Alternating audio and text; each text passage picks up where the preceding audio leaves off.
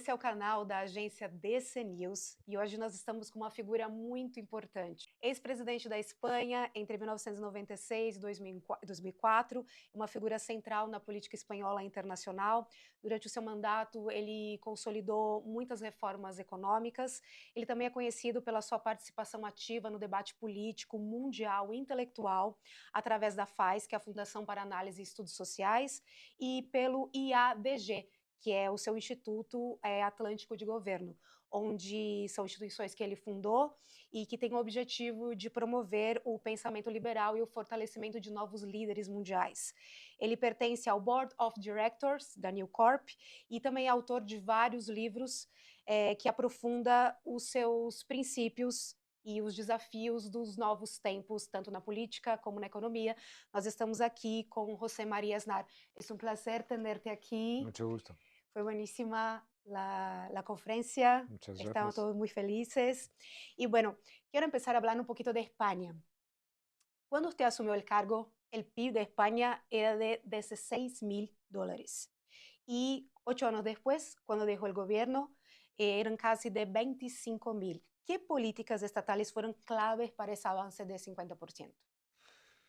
Nosotros practicamos una política de liberalización en todos los sectores. Abrimos el país a los sectores económicos del país a la competencia. Creamos un marco que promovía la existencia de empresas. Privatizamos las empresas públicas, con lo cual hubo más eficiencia. Controlamos el gasto, redujimos el endeudamiento, bajamos los impuestos. Es decir, todo aquello fue una explosión de trabajo y fue una explosión de oportunidades para millones de personas españolas y que vinieron a trabajar a España en aquellos años, ¿no? Y por lo tanto el Producto Interior Bruto de España cambió radicalmente a favor y la renta per cápita de los españoles creció de una manera muy intensa por primera vez en mucho tiempo.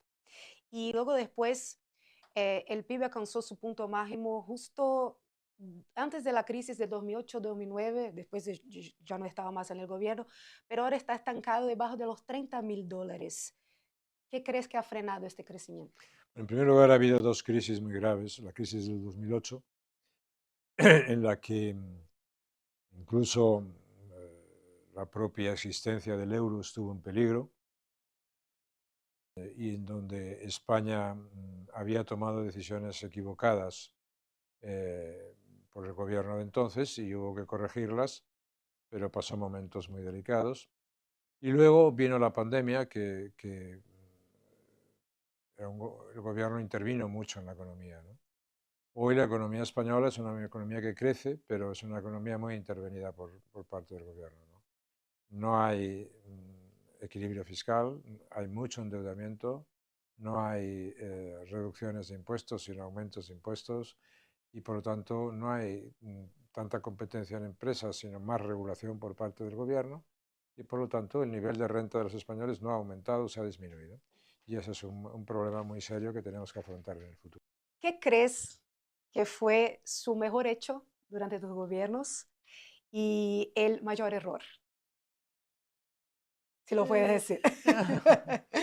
Esos son secretos, ¿no? Ah, sí. Secretos, ¿no? Pero nunca hay siempre hay que hacer balance de las cosas, ¿no? Y dices, no es tanto decir esto o lo otro, sino decir, el país que yo encontré y el país que yo dejé, ¿era mejor, era igual o era peor? Bueno. Yo puedo decir, el país era mejor y por lo tanto fijarme en lo global, ¿no? En toda acción humana hay buenas decisiones, regulares y malas, pero si las buenas prevalecen sobre las malas, los países prosperan. Ya está. Acerca de la evolución de tus ideas, desde la publicación de su primer libro hasta el más reciente, ¿nota algún cambio en la evolución de sus ideas políticas, económicas? El mundo ha cambiado mucho y por lo Sí. tanto hay que adaptar todo al mundo actual, ¿no? Pero mis ideas fundamentales están basadas en la fuerza y la expansión de la libertad, ¿no? Yo creo en la libertad, creo en las democracias, creo en la libertad de expresión, creo en el Estado de Derecho, creo en la tolerancia, creo en el pluralismo, creo en la igualdad, creo en el libre comercio. Todas esas cosas no he cambiado, ¿no? Sé que las circunstancias del mundo han cambiado mucho, que vivimos una revolución como no hemos vivido nunca en la historia de la humanidad y que vivimos en un mundo muy complicado y muy difícil, pero esas ideas básicas, las ideas en torno a la libertad, siguen estando vigentes. Hay que aplicarlas a la realidad política, económica y social del mundo de hoy. Pero la libertad es nuestra fuerza más poderosa y esa es mi idea motriz y mi idea básica en toda mi vida. Perfecto. ¿Cuáles son los principales desafíos que enfrenta el IADG, su instituto, en la formación de líderes en un contexto político cada vez más polarizado y complejo? El problema de la formación y de la educación no es muy similar en todos los países, ¿no? El nivel de la educación ha caído y ha caído porque en gran medida se desprecia lo que son la educación en humanidades.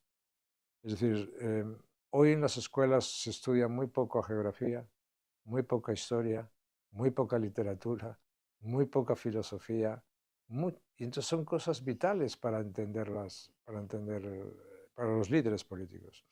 Un líder político que no sabe algo de geografía, que no entiende, que no tiene conocimientos de historia o de economía, pues es un líder muy mermado, ¿no? Y hoy tenemos una de las causas de las crisis del mundo de hoy es la causa de liderazgos débiles, liderazgos flojos que no tienen fundamentos, ¿no? Y entonces yo soy muy partidario de darle a los que van a ser los líderes del mañana los fundamentos que les permitan, adecuado al mundo de hoy, a tomar las decisiones más correctas, ¿no? Pero eso te lo enseña. Winston Churchill decía que un aspirante a dirigente político tenía que tener tres obligaciones fundamentales: estudiar historia, estudiar historia y estudiar historia. Y hoy parece que las obligaciones fundamentales de algunos dirigentes y de algunas escuelas es que no se estudie historia, que no se estudie historia y que no se estudie historia. O reinventar la historia, o recrear la historia. Eso no tiene sentido. Y por eso tenemos una crisis de liderazgo importante. Bueno, ahora hablando un poquito del mundo, usted en su conferencia habló un poquito que hoy, a mí me encantó eso, que hoy es más difícil una conversación con su adversario do que fuera 20, 30 años atrás. Y usted habló mucho también sobre las redes sociales. ¿Crees que esta dificultad de comunicación con los que piensan de una manera distinta de nosotros es porque por las redes también? No, ¿Es una discusión? por las No, redes también, sí, claro. sí, sí. Las sociedades de hoy no buscan el diálogo político en el centro. Se hace la política desde los extremos. Y eso es la polarización. Entonces, las redes sociales actualmente hoy fortalecen la polarización. ¿Por qué? Porque no presentan objetivos o propósitos comunes que se puedan compartir y sobre los que se pueda discutir, sino que reafirman prejuicios. La cuestión no es tanto tener una idea que defender o un propósito para compartir como detestar a tu adversario. Cuanto más detestas a tu adversario, pues mejor. Y el adversario exactamente lo mismo. Y eso es la polarización, y de ahí es donde hay que salir, porque eso afecta a la convivencia. Entonces el diálogo es mucho más difícil. El diálogo político es más difícil, el diálogo social es más difícil y el diálogo individual es más difícil y la convivencia entre personas es más difícil, ¿no? Porque te levantas todos los días, en todos los países, te vas a una trinchera y miras al que está en la trinchera de frente. Y así no se dialoga, así los países no avanzan. Y de pronto a alguien se le ocurre decir, no, no, hay que buscar un milagrero que con fórmulas populistas solucione eso. El populismo no es una solución, el populismo al final es todavía más polarización. Bueno, pues defender propósitos comunes, objetivos compartidos, un diálogo nacional es muy importante. Eso mejora la convivencia y mejora la calidad de las instituciones. Acerca del cambio climático, que es un tema sensible, ¿cuál es su posición sobre el papel de Europa en las políticas globales contra la lucha, la lucha con el cambio climático y de Brasil también? En todas partes. Yo creo que los objetivos del cambio para luchar contra los objetivos en favor de la descarbonización son objetivos y por un medio ambiente limpio y por evitar los efectos más perniciosos del calentamiento global, son elementos muy positivos. Todos estamos a favor de ellos. Simplemente hay que hacerlos posible. Porque si usted defiende esos objetivos, pero impide que las sociedades crezcan, pues, pues no va a conseguir nada. Entonces, hoy lo que tenemos que tener bien claro es que los objetivos planteados para hacer lo que se llama la transición energética, por las circunstancias actuales del mundo, no son viables. Y por lo tanto hay que plantear unos objetivos mucho más digamos, más amplios. ¿Por qué? Pues mire usted, porque en Europa, por ejemplo, con la guerra de Ucrania ha cambiado fundamentalmente las cosas. Usted está abriendo centrales de carbón en Alemania, se están hablando. Si se abren centrales de carbón, es muy difícil defender los mismos objetivos de descarbonización que si no se abren centrales de carbón. Claro. Si cierras centrales nucleares, que ahora son consideradas energías verdes, energías limpias, las tienes que sustituir por otras redes que ahora mismo no tienen por qué ser solamente renovables, pueden ser fósiles, ¿no? Es decir, toda la transición energética es una cosa que hay que gobernar, pero cuyos plazos hay que rediseñar, porque si no, la transición energética puede acabar con las bases económicas e industriales de los países, ¿no? Y ese es uno de los problemas que tiene Europa en este momento. Ahora hablando un poquito de Brasil, eh, como importante analista del escenario político económico global, me puede decir qué imagen ha transmitido Brasil al mundo durante los gobiernos de Bolsonaro y ahora el actual de Lula. Bueno, cuando hablamos de polarización, es decir, Brasil es un ejemplo de que la polarización es una realidad y no es una realidad aislada en un país. Brasil no es una excepción. Brasil tiene el mismo problema que tienen todos los demás países en el mundo. Otra cosa distinta es cómo consigue salir de ellos y luego tiene los problemas propios y domésticos de Brasil. Brasil, por su importancia, por su dimensión, por su capacidad, por sus recursos, está llamado a tener un papel muy importante en la vida internacional, pero tiene que articular bien su política. Al final, las peores crisis en los países son las crisis políticas. De una crisis económica se sale antes o se sale después, se paga un precio mayor, se paga un precio menor, pero se sale. Las crisis políticas son crisis más complicadas, porque cuando los países entran en crisis políticas, su sistema institucional es cuestionado, su sistema de convivencia cuestionado, y una crisis política se sabe cómo empieza, pero no se sabe cómo termina. Y entonces ahí hay que tener cuidado, ¿no? Pero yo lo que deseo es para Brasil estabilidad, seguridad, prosperidad y que ejerza en el mundo una influencia positiva en esos términos. Perfecto. ¿Y qué consejo le darías a los próximos líderes que tienen la voluntad de ingresar en la política, por la economía y todo? Estudien historia, que aprendan, que no desprecien lo que nos conocen, sino que procuren entender el mundo. Yo siempre entender las cosas que pasan. Entender las cosas que pasan es mucho más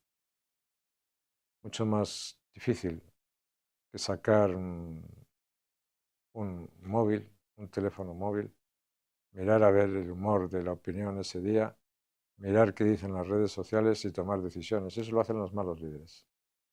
Los buenos analizan las cosas, toman decisiones, analizan las cosas, se procuran entender, se toman su tiempo si es necesario, pero luego toman las decisiones, ¿no? Que dediquen tiempo a estudiar, que dediquen tiempo a comprender las cosas y que dediquen tiempo a intentar dialogar con los demás, a intentar comprender a los demás e intentar compartir objetivos con los demás. Eso es lo más importante. Experimentamos una desconfianza entre la población hacia la política como en todo el mundo. En Brasil, el voto es obligatorio. Y en las últimas elecciones presidenciales, la abstención representó 20% de los electores. ¿Usted cree que el voto obligatorio, adoptado solo en 13% de los países, fundamentalmente latinoamericanos, es algo que es un error de la democracia? ¿O No no? hay sistema perfecto, Mm. no hay sistema perfecto, ¿no? Hay sistemas más imperfectos y otros menos imperfectos, ¿no? Pero no hay sistema perfecto, ¿no? Entonces, sinceramente, lo que sea la tradición del país es una tradición que, si la tradición está bien asentada, a mí me parece una tradición correcta, ¿no? Pero no tengo, yo partidario de la libertad, también entender que la gente vota si quiere y si no quiere no vota. El ejercicio de la libertad personal a mí me lleva a pensar eso, pero ya digo, no hay sistema perfecto. Y aquí, un tercio del PIB es recogido por el Estado. Y como poquísimos países, ¿no? Muy por encima de países como China, Rusia, México, ¿cuánto eso afecta el crecimiento del país?